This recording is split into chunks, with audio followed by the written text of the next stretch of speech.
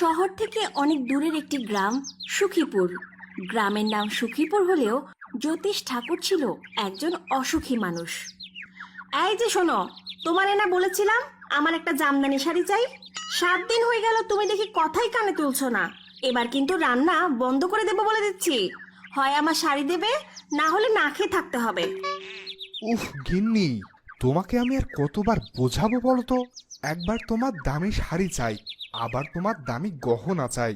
এই তো ধান বেচে কটা টাকা পেয়েছিলাম, সেটা তো শেষ হয়ে গেল। আমি কিচ্ছু শুনতে চাই না, আমার জামদানি শাড়ি চাই তো চাই। যে এখান থেকে পারো টাকা জোগাড় করে আমার শাড়ি এনে দাও। ধ্যাত তেরিকি, থাকো তুমি তোমার শাড়ি নিয়ে, গেলাম আমি।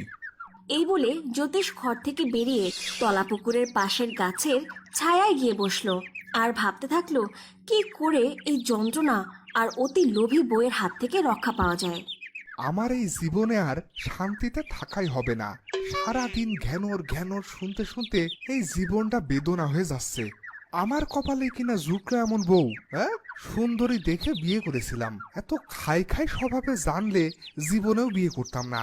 মেজাজটাই দিল বিগড়ে। ধ্যাত কি! কিছুক্ষণ এভাবে বসে থাকতে থাকতে হঠাৎ তার চোখ যখন পুকুরের দিকে গেল, সে দেখলো একটা ব্যাঙ তার দিকে এক পলকে তাকিয়ে আছে। জ্যোতিষ এত বড় ব্যাঙ জীবনেও দেখেনি। আরে বাস, এত বড় ব্যাং, এত বড় ব্যাং তো বাপের জন্মেও দেখিনি। তাকিয়ে আছে দেখো, মনে হচ্ছে আমারে গিলে খাবে। হা, মনে হচ্ছে এটা আমার বউয়ের পিস্তুত ভাই। এসব বলতে বলতে জ্যোতিষ মজা করেই বলে উঠল, আরে ও ব্যাং ভাই, যেভাবে তাকিয়ে আছো তাতে তো মনে হচ্ছে এতক্ষণ যা বলেছি সবই তুমি শুনেছো। তো আমাকে একটু সাহায্য করো দেখিনি। আমার বউয়ের জন্য একখানা জামদানি শাড়ি দরকার। একটা শাড়ি দাও দেখিনি। তোমার মতো ব্যাঙের কাছে তো টাকা পয়সা চেয়ে তোমাকে তো আর লজ্জা দিতে পারি না। কিন্তু এসব বলতে বলতেই হঠাৎ করে তার সামনে জামদানি শাড়ি চলে আসলো। জ্যোতিষ কিছুক্ষণ একভাবে তাকিয়ে থাকলো এবং ভাবতে থাকলো সে স্বপ্ন দেখছে না তো। এবার সে ভয়ে ভয়ে ব্যাংকে বলল, তুমি তুমি শাড়ি তো দিয়েছো, কিন্তু কিন্তু শাড়ির সাথে আমার বউয়ের গহনাও তো চাই। দেখি গহনা দিতে পারো কিনা। আর এটি বলার সাথে সাথে তার সামনে শাড়ির সাথে সাথে গহনাও চলে এলো। এটা দেখে জ্যোতিষ খুশি হলো, আবার কিছুটা ভয়ও পেল। তুমি একটা ব্যাঙ হয়ে কিভাবে এত মূল্যবান জিনিস আমাকে দিচ্ছ? আসলে তুমি কে? তোমার পরিচয় কি? আমি কোনো ব্যাঙ নই, আমি এক মায়াবী জাদুকর। আমি অনেক মানুষকে হত্যা করেছি। আমার জাদু শক্তিকে আরো বৃদ্ধি করার জন্য আমি অমর হতে চেয়েছিলাম, কিন্তু সেটা হবার আগেই এক কৃষক আমার এই সব ঘটনা জেনে ফেলে আর সে গ্রামবাসীকে সব কিছু জানিয়ে দেয়। আমি আমার লক্ষ্য পূরণ করতে না পারায় শয়তানের রানী আমাকে মানুষ থেকে তুচ্ছ ব্যাঙের রূপ বানিয়ে দেয়।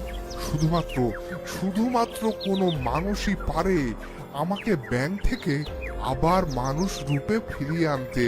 তাই তাই তুমি যদি আমাকে সাহায্য করো, তাহলে আমি তোমার সব অভাব দূর করে দেব।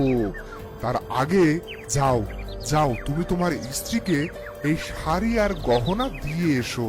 তবে এই ঘটনা তুমি তোমার স্ত্রীকে কোনোভাবেই জানাতে পারবে না।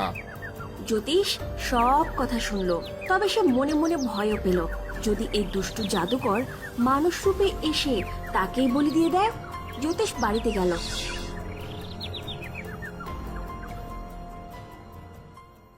আরে বউ, ও বউ, এই দেখো, তুমি যা যা চেয়েছিলে সব এনেছি। ও মা, এ কি? তুমি তো দেখছি শাড়ির সাথে এত সোনার গহনাও এনেছো। এই কি করে কিনলে গো? এত টাকা হঠাৎ তুমি কোথায় পেলে? কোথায়? আর ধুর, সেসব পরে হবে। এখন এগুলো নাও।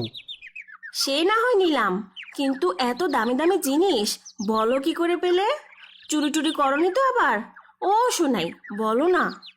উহ, শাড়ি চুরি সব দিলেম বলে এখন সোনায় ডাকা হচ্ছে, তাই না? তোমাকে এসব বলা বারণ আছে, এসব আমি তোমাকে বলতে পারবো না। এই কথা শুনে জ্যোতিষের বউয়ের আগ্রহ আরো বেড়ে গেল। শেষমেশ জ্যোতিষ সব ঘটনা তার বউকে খুলে বলল। বলো কি গো, এবার তো আমরা ধনী হয়ে যাব। শোনো শোনো, আমার মাথায় একটা বুদ্ধি এসেছে। আমরা যদি এই জাদুকর ব্যাংকে ফুলিয়ে ভালিয়ে গয়না টাকা এগুলো নিতে পারি, তাহলে আমাদের আর অভাব থাকবে না।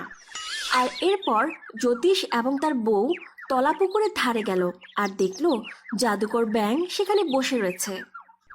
একে তোকে না বললাম তোর বউকে না বলতে? তোদের দুটোকেই আমি খেয়ে হজম করে ফেলবো। আহ, আরে ব্যাঙ বাবা, আমরা তো আপনাকে সাহায্য করার জন্যই এসেছি। আমরা দুজন মিলে আপনাকে মানুষ বানাতে সাহায্য করব। আর আপনি আমাদের বাড়িতে চলেন, আর সেখানে লুকিয়ে লুকিয়ে আমরা আপনাকে সাহায্য করব। জাদুকরি ব্যাঙ রাজি হয়ে গেল, আর তখন তারা বাড়িতে জাদুকরি ব্যাঙকে নিয়ে গেল। আচ্ছা ব্যাঙ বাবা, তোমাকে তো আমরা মানুষ হতে সাহায্য করব, এর বদলে আমাদেরকে অনেক টাকা আর সোনার গয়না দিতে হবে। সাথে সাথে ব্যাঙ তার মুখ দিয়ে টাকা গয়না সব বের করে দিল। এ কি, এ তো দেখি আজব ব্যাপার। এই শোনো, একটু বাইরে চলো, তোমার সাথে আমার একটু কথা আছে। এই শোনো, আমরা তো আলাদিনের চেরাগ পেয়ে গেছি। এই ব্যাঙের পেট কাটলেই মণি মুক্তা টাকা পয়সা সব পাবো। আজ রাইতেই একটা কিছু করতে হইব।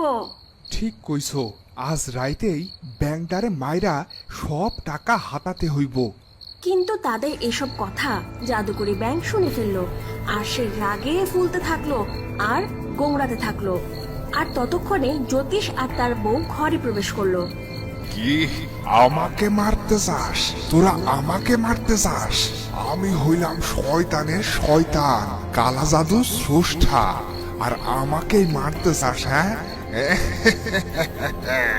এবার দেখ আমি তোদের সাথে কি করি।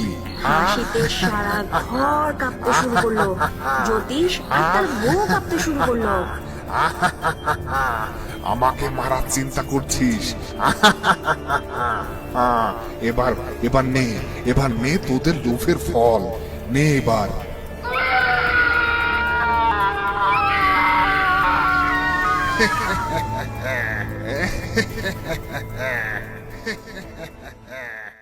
বন্ধুরা, তোমরা লোভের শাস্তির দ্বিতীয় পর্ব দেখতে চাইলে কমেন্ট করে জানাতে ভুলো না, আর চ্যানেলটি সাবস্ক্রাইব করে বেল আইকনটি বাজিয়ে দাও।